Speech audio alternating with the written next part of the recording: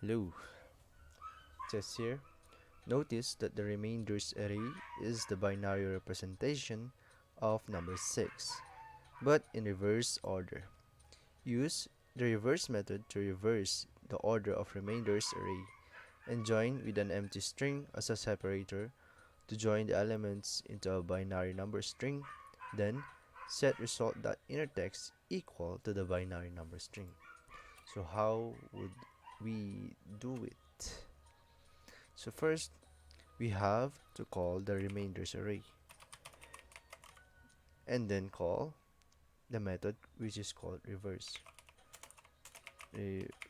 method, and then we have to also interpolate the join method with an empty string as a separator. Done. And then set result that inner text equal to the binary number string.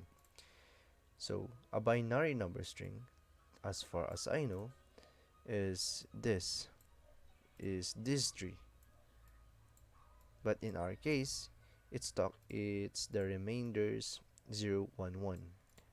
So we have to equal it to the binary number string.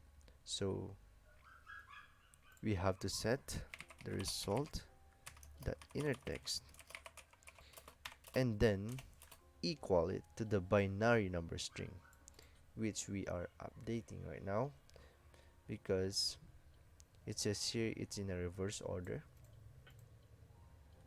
and we're good to go.